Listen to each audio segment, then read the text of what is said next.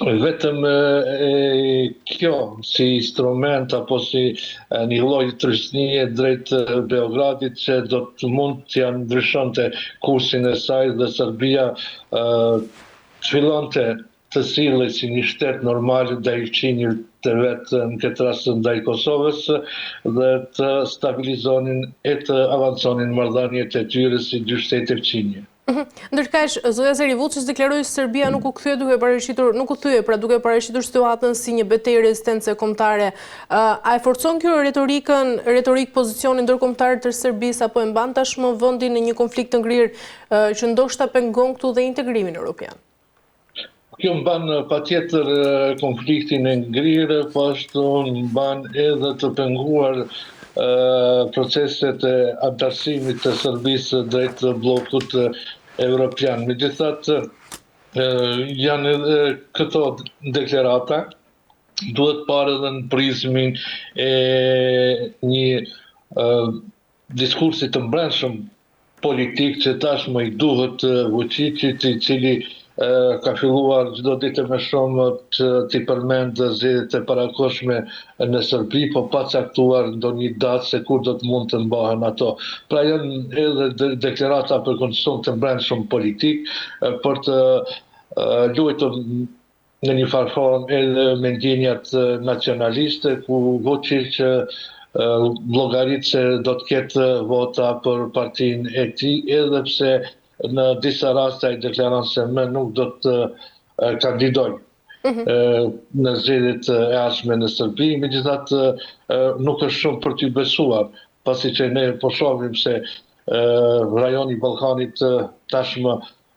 kemi lider autokratë të cilët jo lehtësisht lënë pushtetin e aq më pak me procese zgjedhore, kur dihet shumë qartë proceset zgjedhore në Ballkanin përgjithësi janë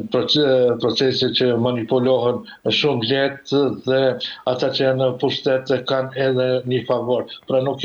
mund të shohim një garë të barabartë në një proces të barabartë të zgjedhjeve dhe gjitha këto deklarata të presidentit Vučić bëhen edhe për këtë arsye, pra arsye që të ketë një lloj avantazhi në zgjedhjet e parakohshme parlamentare që priten të bëhen në Serbi, pritet qershori ose shtatori i këtij vitit, megjithatë akoma nuk është caktuar ndonjë datë. Por them edhe një herë, narrativa serbe, narrativa nacionaliste në raport me Kosovën do të vazhdojë derisa, siç e tham edhe më parë, nuk ka një trishni të vendosur nga Bashkimi Evropian, por nga perëndimi në përgjithësi që Serbisë t'i bëhet shumë e qartë në raport me Kosovën, se duhet t'i normalizojë marrëdhëniet si dy shtetet fqinje, për të vazhduar procesin e saj drejt integrimeve në Bashkimin Evropian, por edhe për të pasur një respekt të saj në arenën ndërkombëtare.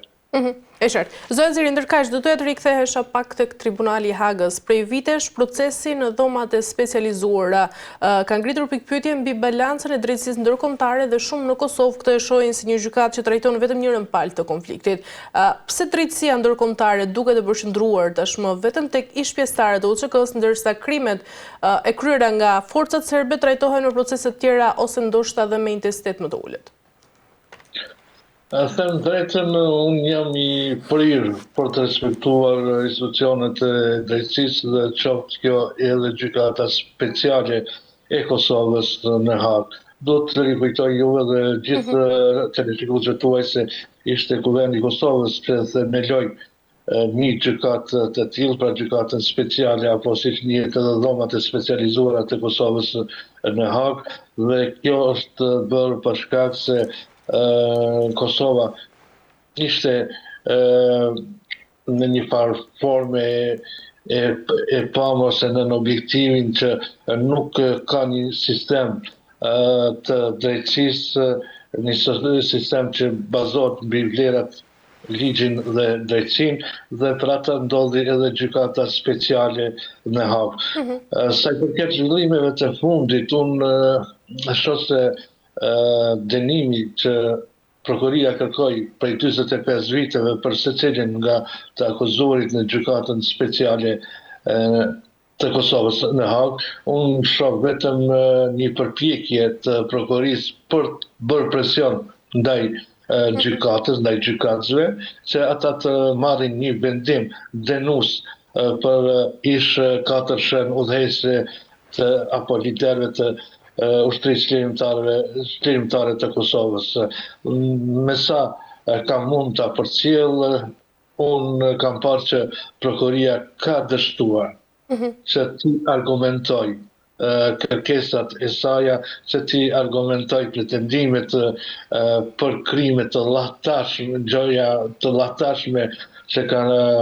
kryer këta persona, pra liderët e ushtrisë çlirimtare të Kosovës. Dhe në fund unë dua të them se shpresoj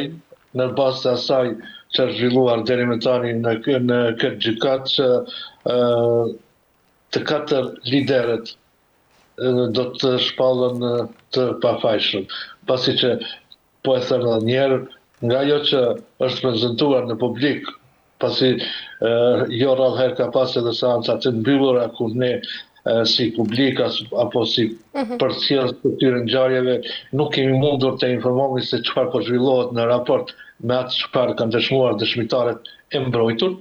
por në pjesën e fundit, në fjalën përfundimtare të prokurisë, e cila ka kërkuar këtë dënim drakonik për ish liderët e ushtrisë çlirimtare të Kosovës, shohim që mungesë për ti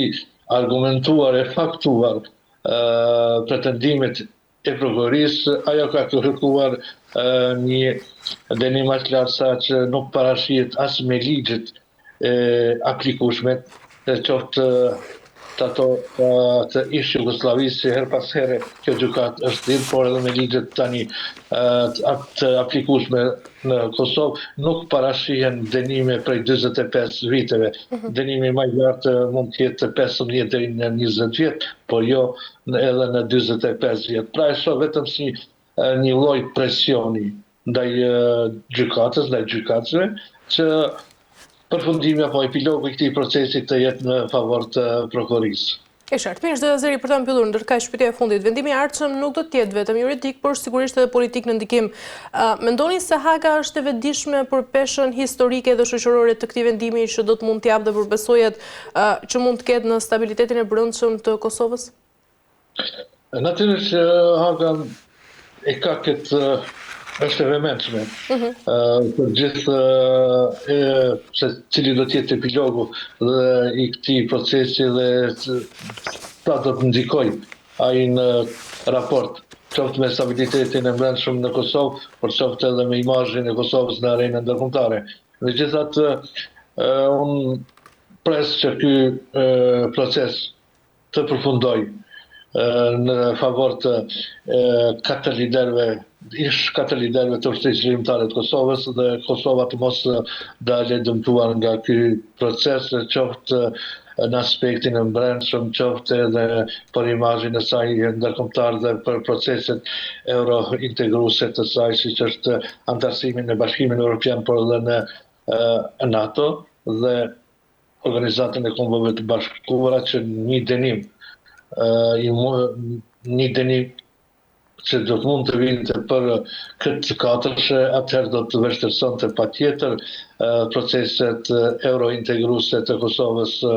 në blok, në NATO dhe më vonë në Organizatën e Kombeve Bashkuara, por që do të jetë edhe një faktor destabilizues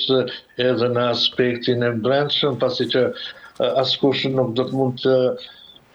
parashitet se çfarë do të ndodhë tani me Kosovën,